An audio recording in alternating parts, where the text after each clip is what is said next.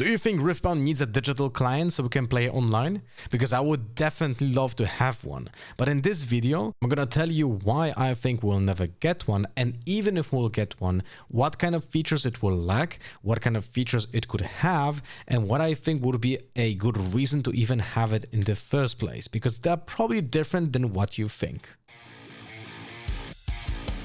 The first thing we have to ask would be why Riot Games would even consider making a digital client for Riftbound when the game is physical and it's meant to be played in real life with friends around the table. And the answer, of course, would be money. Riot Games is a big business that hires thousands of people, and those people need to be paid so they can work on the product, so that product can be sold to then make also revenue and profit for the owners and for the board and for the investors and for everyone. People seem to forget that every game that we have, that can be a computer game, can be a video game on consoles, can be a board game, can be a paper TCG, they all need to make money, otherwise they will not exist. There's no other reason for them to exist other than to make money.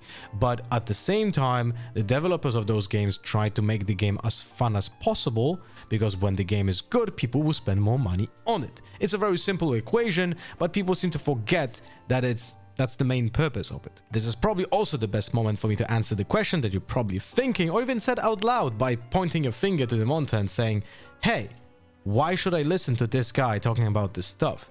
He is not a game developer. You should listen to me because I am old and you should respect your elders. That's the first thing.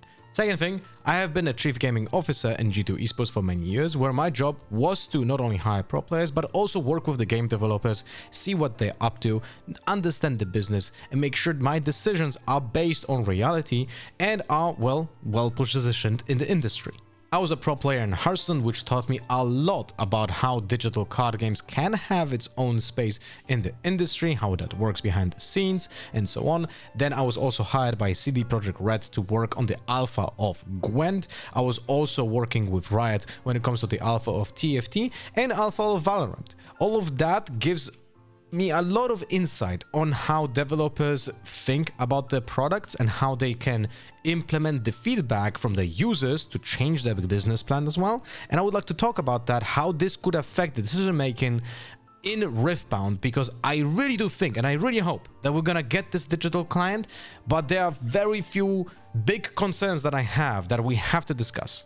We also have to remember that Riot Games already had a digital card game in a 1v1 competitive format called Legends of Runeterra, which now is in a maintenance mode. I'm gonna explain that in a second, but TLDR is the game was not making money.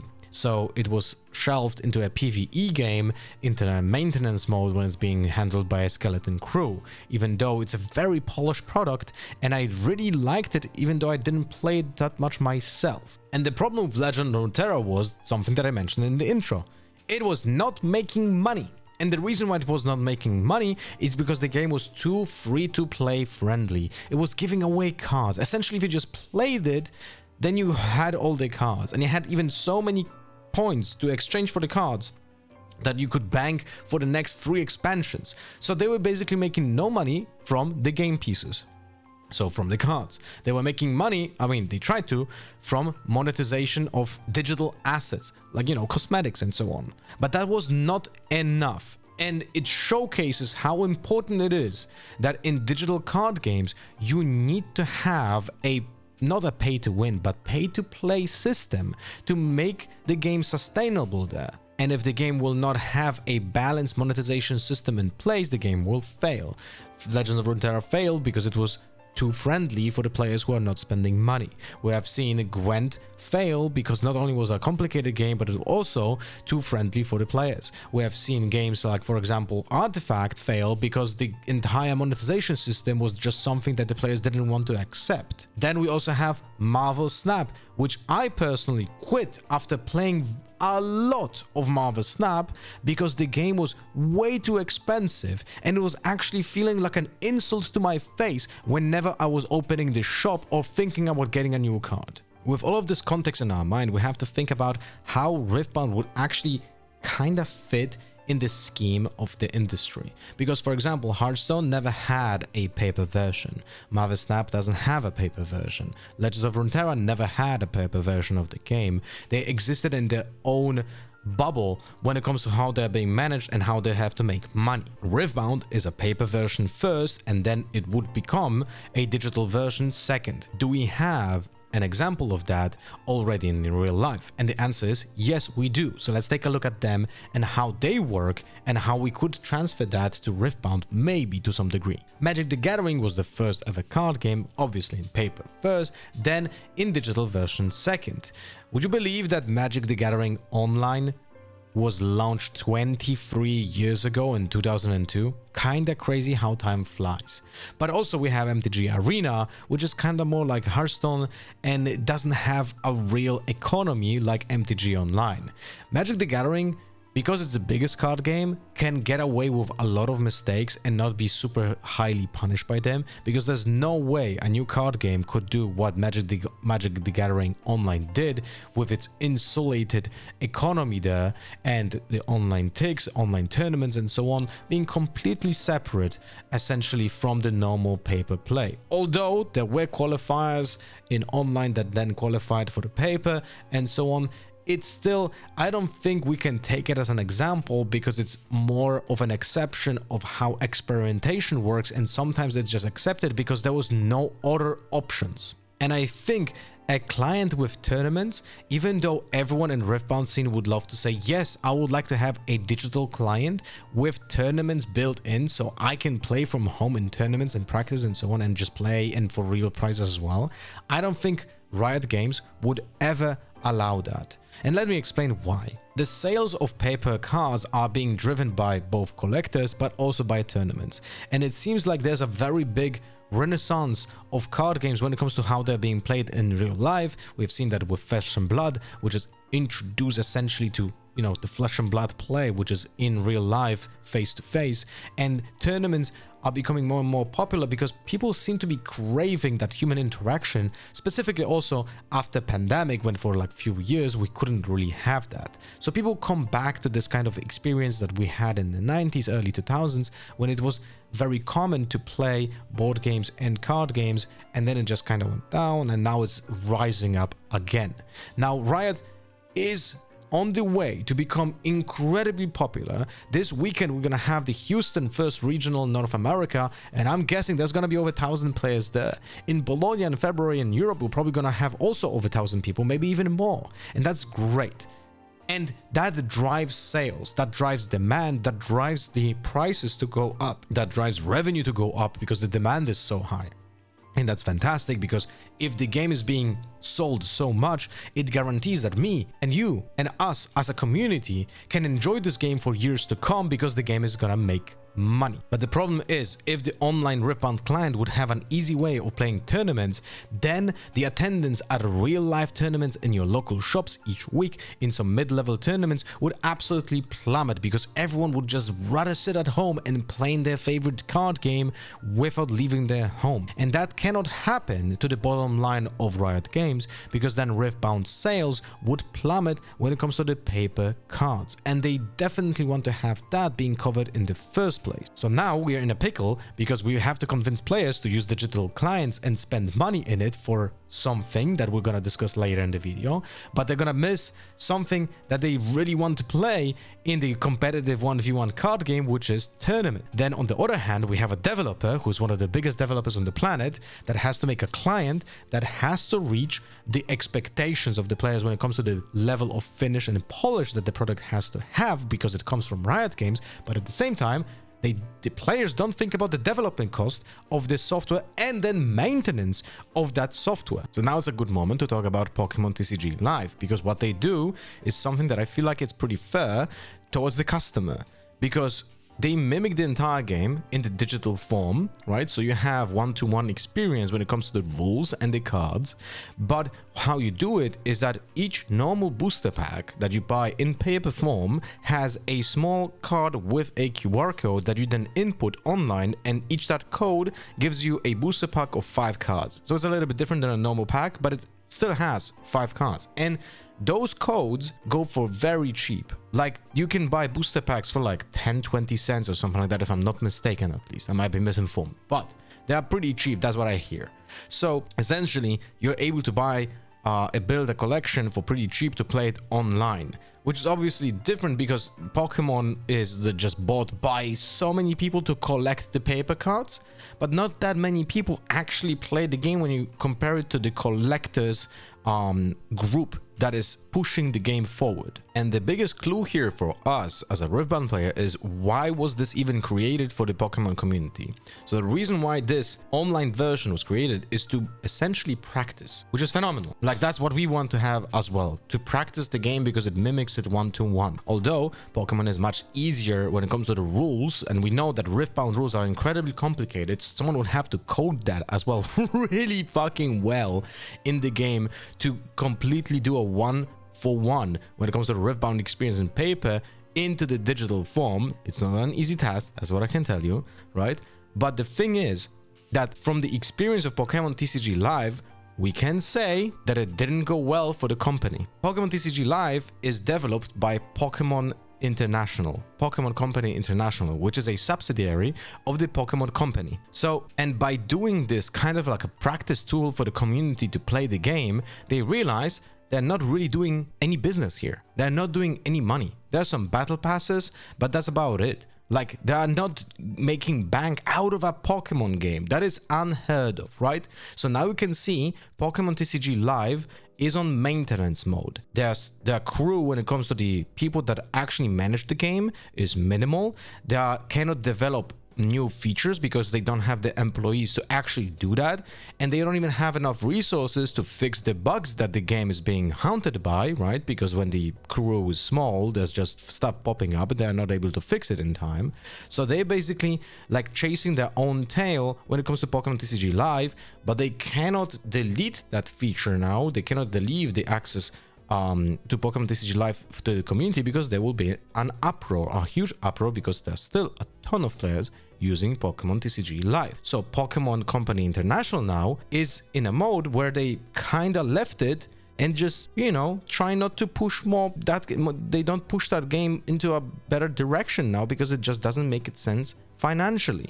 They don't gain much from it. That's also why Pokemon Company, with two other companies, with DNA and I can't remember the third company, but two other companies created Pokemon Pocket, which is the mobile version that has simplified rules and different cards, and it's more about opening booster packs, and it is just monetized in a way that makes you puke. There's like 16 different currencies. I'm hyperbolic, of course, but there's like so many currencies. You have so many type of booster packs and so on, and the game it's not really a game. It's just a booster pack simulation with a game slapped on top, but it makes millions of dollars. You can see where I'm coming to, right? And not as a way to play the game in a tournament setting. Now, that is very important distinction. And let's assume also that Riot Games would copy the system with the codes in the booster packs, which would essentially be another incentive to sell booster packs. But let's not kid ourselves.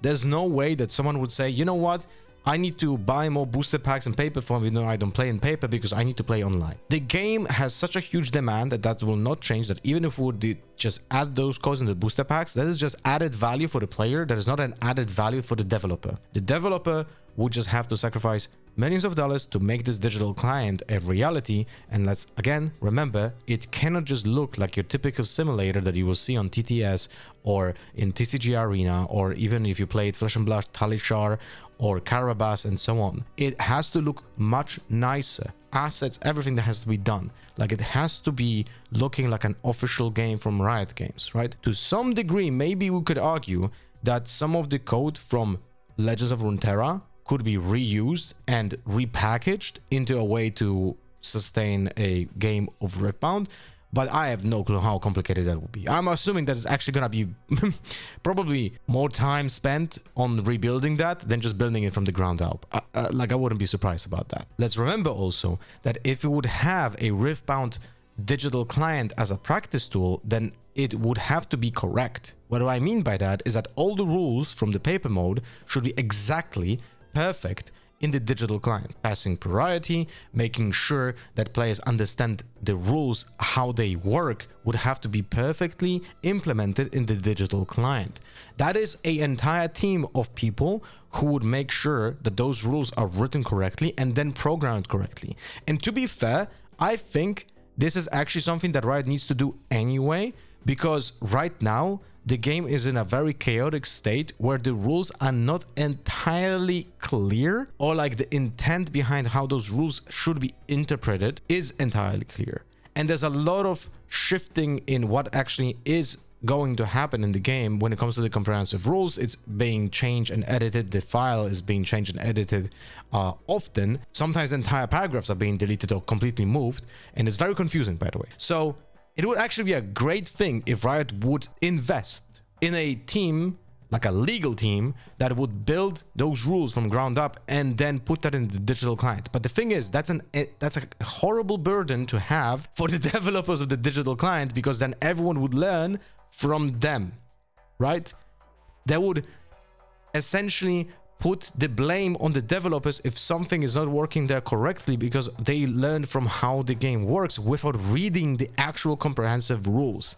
That creates a very weird dynamic where, well, it's just not efficient for the players to actually understand it. Right now, if you want to learn how the rules work, you kind of have to sit down and read the boring document, which is the comprehensive manual. If you're a competitive player, you have to do that. That is 70, 80, paper pages that you have to read and remember and understand. And that's how it works in every other card game, right? If Magic, it was in World of Warcraft, it was in Star Wars Unlimited, it's in One Piece, it's in every single game. You have comprehensive rules that the most competitive players should know by heart. So all in all, I think that would be the best way to create this software, this direction as a practice tool. That would be the best direction for Riot Games to take. But now we have to make sure that it's justified. What does that mean? We have to now make up stuff that will get us the revenue back to make it profitable, or at least, not in the red constantly. It cannot be really used as a marketing tool, but it would end up as a marketing tool. So I think there's some justification to just not be in the red when it comes to wasting money as a company, because having this tool would, in my opinion, actually benefit the game long term, because it would be a great streaming tool that would also promote the game to people that don't know the game, because it will reach the wider audiences in a way that would be approved by Riot Games in the first place. So I think the investment would be worth it, but we still have to find a way to monetize it.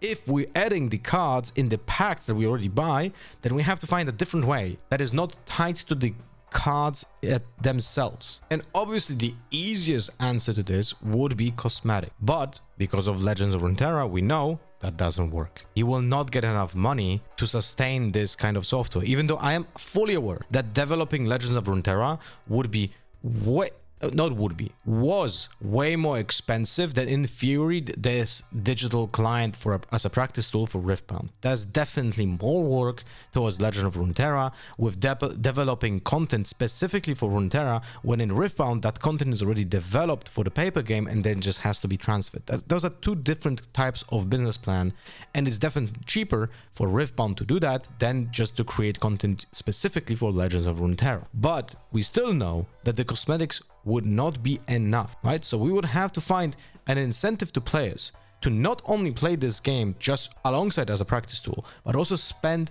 money on it. So what I have in mind, there are a few solutions that I think could be a motivational tool enough, good enough to convince players to spend money in it, and also consistently. I think it would be important to tie in the experience and intertwine the digital clients with the real life tournaments, but in a very specific way. Let's say that the online practice tool of Riftbound would have a ranked leaderboard, right? Not a tournament, just a ranked leaderboard, which you can grind when you are at home and just get to higher places, play against better players, and so on. But by grinding that, you, let's say, have a battle pass that you can buy for, I don't know, $10, for example, that allows you to get some cosmetics inside of that battle pass. But again, that's development cost, so we try to avoid that, right? But let's assume there would be some easier ones to do, like card bags and stuff like that, deck boxes or whatever for the digital client. But there would be an incentive to go to local gaming stores, because the higher you go, or the more time you play in the ranked mode, the you gather points that you can use at your local gaming store or at an Riot official tournament like the regionals, for example, to exchange it for promos for playing in the digital client. So you would have like a prize wall. Then you can use your digital currency to exchange for promos. And that digital currency online would be grinded with your time, right? But you only have access to that if you have the battle pass, for example. Maybe you could do some packets where people who are subscribing to the digital Riftbound client would be having an option to buy tickets for tournaments for cheaper. Now, I don't mean the local ones. I mean like the ones that are organized by Riot, because then Riot benefits from that, right? But we're trying to like kind of segment the cost of the app towards the customer, but also give it something which would also cost something from the budget from the real life card game. As you can see, this is a very complicated endeavor that has like intertwined budgets from two completely different departments, and it's hard to execute that. But all in all of those suggestions here, those few suggestions that I have, they are just like a drop in the bucket, I think. So again, you would still have to look deeper and find other solutions, which is not easy to do when it comes to convincing people to spend more money on a digital card game that they already play in the paper mode. And the problem is, if the digital client would follow the footsteps of other card games that are successful because they are selling a lot, you would have to be mimicking Hearthstone MTG Arena to some degree of a snap, because they're just making so much money, but they're just completely destroying their own player base. The point is though, you would not be happy as a customer to understand that not only you're paying booster packs in real life to buy paper cards, but then you would have to repeat that purchase online to play the game online that you already pay for in paper. That would not fly, in my opinion, right, as a tool. So a subscription model would probably be better. What if we completely scrap the idea of giving codes for the booster packs for like Pokemon TCG and instead go full subscription model, but that would be more expensive. So let's say you have access to all the cards that Riftbound has for just a flat fee that you pay each month to play the game. How high would that fee have to be to justify it being a practice tool for a player, but also still be accessible to the casual player to just not say, well, dude, this is too much money. Is that $50? That's quite a lot, right? Even when you consider the players who are playing paper card games are willing to dish out cash for the paper cards, but they do feel like it has substantial values in still having that paper, even though they can crash to zero, right? We all know how volatile markets are when it comes to card games. Many card games went from valuable cards to worthless in a span of just like few years, right? So if $50 is too much, is 30 enough, right? Like, you have to find that middle ground. And I would love to hear your opinion. How much would you pay for a subscription model for a digital client that gives you access to all the cards? There are not tournaments in it, just to grind a lot, just to practice, right? How much you would pay for a subscription model of that game, even though it doesn't give you anything when it comes to the paper cards, and you would have no direct connection, you would not get any promos and so on, but you just have access to all the cards to play them and try them, and you know, it would be a complete package when it comes to a working game. But it would be super cool, right? If we would have like a digital client that has some form of synergy with the paper one, and then we can grind for like some promo cards that you can then pick up at a big tournament. Like, I personally would love that. Another aspect that would be really incredible about a potential digital client would be the fact that we could play against people all across the globe. The leaderboard could be literally global. Ping doesn't matter in a card game. Even if I play against someone in China, he can have like 400 ping to me. That doesn't change much when it comes to like the actual way that we play a paper game. Specifically also when you have to manually pass priority. Yeah, I know, playing Riftbound online would be a space simulator. You would be grinding that space button all the time. So I think this would be a great stuff to have. What's funny is this video I'm making here is for the future references, because then I can link it to people who ask me about why I think there's no client, or do I think there will be a client coming, because I'm already getting a lot of those questions both during the live streams and also in YouTube comments. And I want to show that this is a very delicate problem that has to be solved one time. It cannot be done in steps. There's no mistake here. If you do a mistake, it's done. It's done and dusted. Like if you establish a weird way of building economy, like financially, not like in-game with dust or like whatever you use to craft cards, that's a completely different topic, but like financial economy, right, in the game, and it fails, game's fucked. If you have one chance to make it right, and if you don't nail it, the entire project fails. And I think because there's so much burden on this software, potentially, if it would ever exist, and also it's so difficult to establish good business plan and good expectations from the client and good experience from the client, I think, unfortunately, Riot will probably never make a digital client for Riftbound that would be like a practice tool.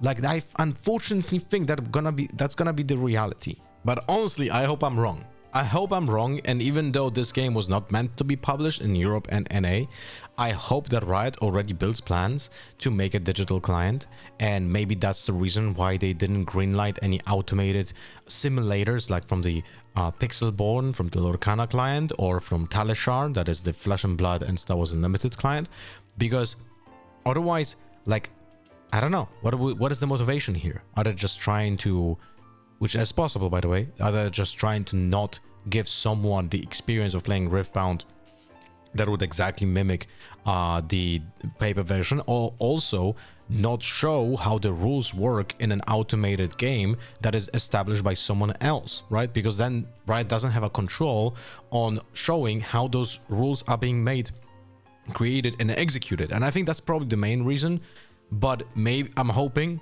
a little bit that the reason is actually because they're working on something themselves, but I think it's probably because they just don't want the rules to be misinterpreted or being taught by those online simulators, which directly ties to what I was explaining before, right? And probably many people already saw that, or like maybe realized that even without crystallizing that in their thoughts. But if this Riftbound client would be made almost perfectly, then I think Riftbound would be elevated to unprecedented, oh, I actually said that correctly, unprecedented levels of popularity that we did not witness before when it comes to card games. And I think we deserve this as players, Riftbound deserves this as a game, and I hope Riot will find a way to monetize that, to motivate them and to create this, because I truly think we're on like a precipice of a completely new quality when it comes to a potential card game. And even though I think,